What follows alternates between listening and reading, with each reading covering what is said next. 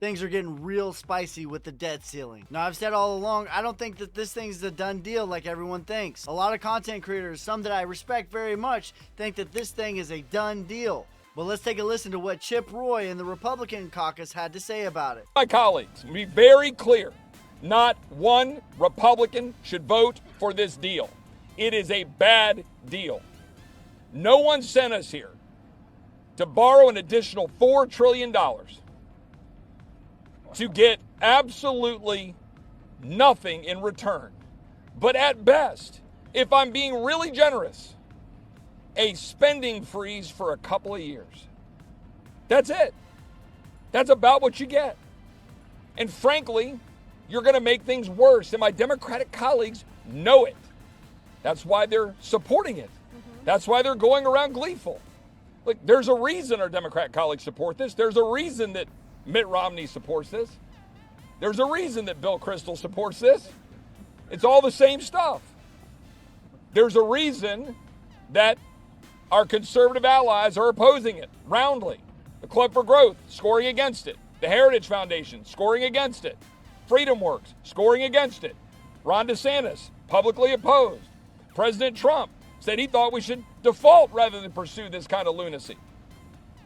At the end of the day, the only person that would default in this town is Joe Biden, unless Republicans default on the American dream by voting for this bad bill. That is why this group will oppose it. We will continue to fight it today, tomorrow, and no matter what happens, there's going to be a reckoning about what just occurred unless we stop this bill by tomorrow. I yield. So that's basically the Republican caucus's view on things. Their sort of take on this is, hey, we already passed a bill, which technically they did. I've said this is more of a Hail Mary throw, in my opinion, rather than a done deal. But let's take a listen to what the left has to say about it. Do you have any concerns that this won't make it through the Rules Committee? Well, look, we always expected that there would be certain pockets of opposition to this deal, but overall it's a good deal, it's a fair deal, and we're confident that it will get to the president's desk. I want to emphasize that it accomplishes three main things. Number one, it takes the possibility of a default off the table, which means we avoid an almost certain recession because of a first ever debt default. Number two, it protects all of the key pieces of legislation that the president signed into law in the last 2 years. New investments in clean energy, new investments in semiconductor manufacturing, new infrastructure investments that are being seen across the country. And third of all, it protects Social Security, it protects Medicare, it protects Medicaid, all these important programs that Americans rely on. We think it's a good, fair deal, and we expect it to get to the president's desk. Hearing you list that out is, I think, important because I heard the director of the National Economic Council say today that there's something in this bill for everyone, is how she put it. Yet, I want to play for you how one of the Republicans who negotiated this deal, how he describes this. This is Dusty Johnson. He was on CNN this weekend. That is part to me. There were no wins for Democrats. There is nothing after the passage of this bill that would be more liberal or more progressive than it is today. It's a remarkable conservative accomplishment. What do you say to that, Brett?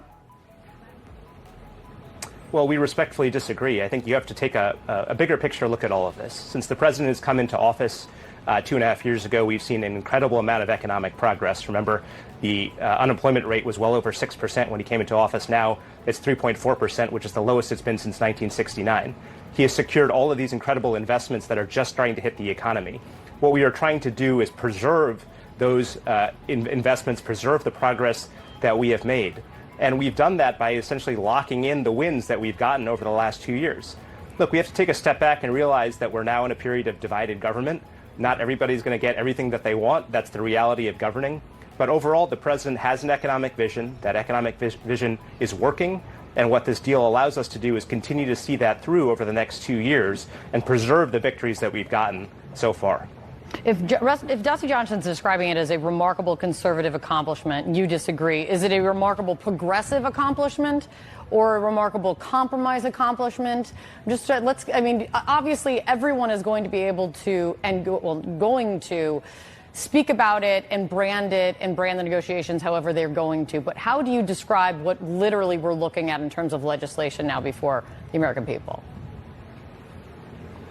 Well, again, I would describe it as a good, fair deal that reflects the realities of divided government, that helps preserve what has been an incredibly strong set of progressive accomplishments over the last 2.5 years. Brett, let me ask you this. Some Republicans are not happy about the level of So that's what the left's saying. That's what the right's saying.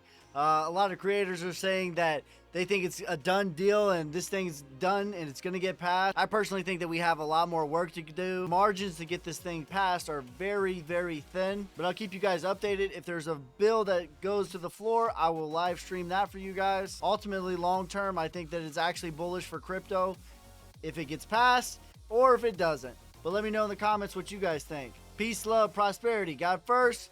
God bless. I'm out. I'm hustling, hustling, hustling, hustling, It's your hustling, boy, hustling, Ski. hustling, hustling.